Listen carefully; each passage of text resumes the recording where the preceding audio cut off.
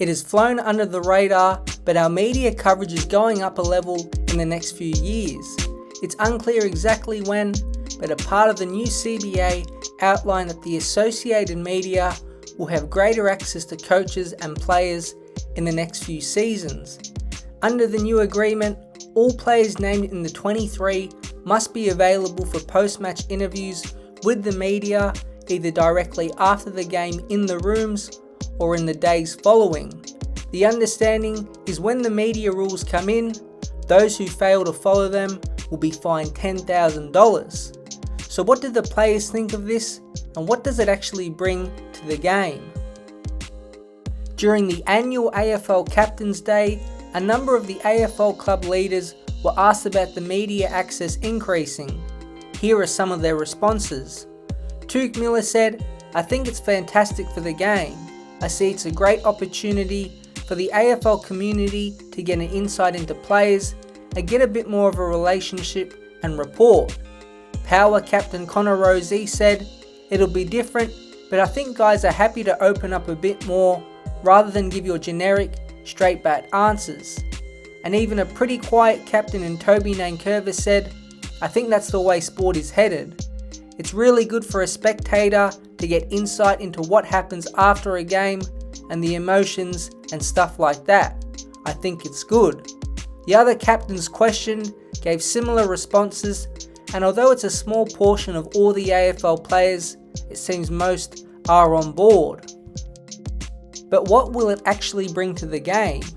Pretty much everything that has been discussed is generic, with players and media members saying the greater access will be better, but not with any specific reason why.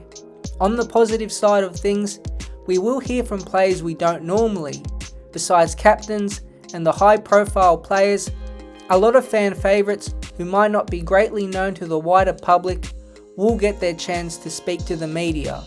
For fans of those teams, it might give a greater insight into their specific role and help lesser-like spread their personalities.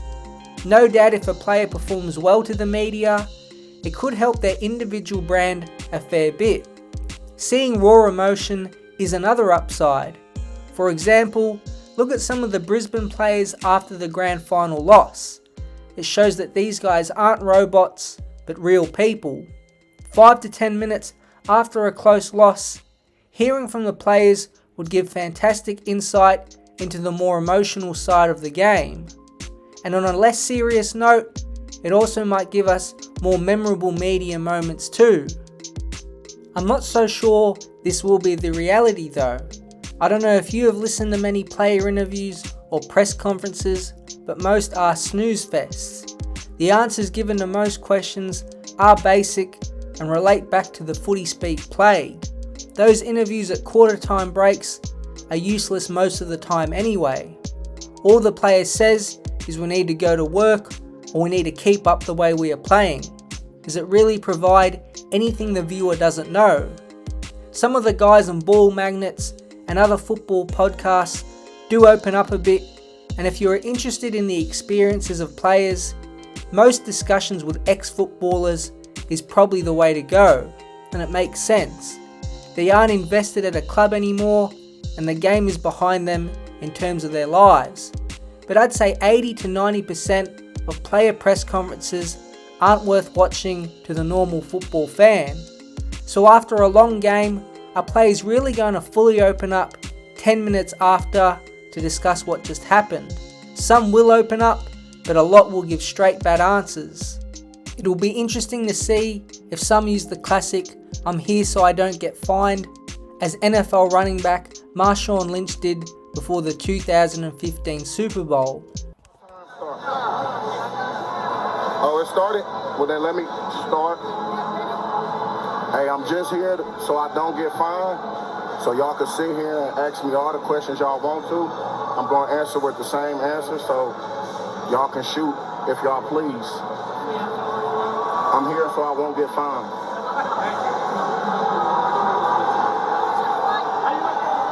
I'm here so I won't get fined.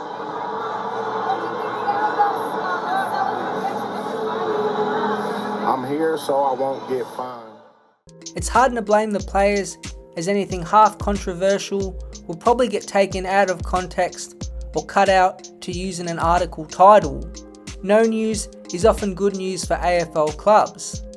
And some things they say might be used by opposition clubs too. Again, it's rare, but the Ed Langdon comments on Collingwood a couple years ago saying they were all duck and no dinner did spark the pies. They're sort of all duck, no dinner in a sense that, if they're playing fast footy on their terms, they're a very hard team to stop, but they're a bit of a one-trick pony at times. So hopefully we can dampen the way they want to play and on the back of that. Into the path of side bottom, he's taken in the Neil Bullen tackle, released the footy wide. Oliver, 32 possessions, the last time these sides met, and they come straight after him. They're looking for the duck, JB. The AFL is a little bit behind other sports in this area. A great comparison is the NFL, which has had a required media commitment from everyone since 2018. Not only are coaches and star players expected to speak after games, but even assistant coaches and coordinators. This is also expected after most practices and during their pre-season mini-camps. Now, it's only a small part of the entire sport, but following the NFL and its continued growth, I think there is some correlation with its unmatched access to the inside of pro sports and the domination it possesses in terms of sports over in the United States. You can't tell me the AFL isn't hoping to beat its rivals in the NRL and get this heightened media coverage before they do. It's all a part of the grand plan of expansion. To finish off, I have seen people on some forums wonder what it means for those players who do prefer to keep things private or are just nervous and don't really want to talk to the media. It is important to remember that the new CBA was signed by the players, so a large majority of them must be okay with it. There are stories out that Dustin Martin, who has notoriously kept himself away from most media, will pay up to not speak. But this is more on the extreme end, and these are just little scrimmages of reporters.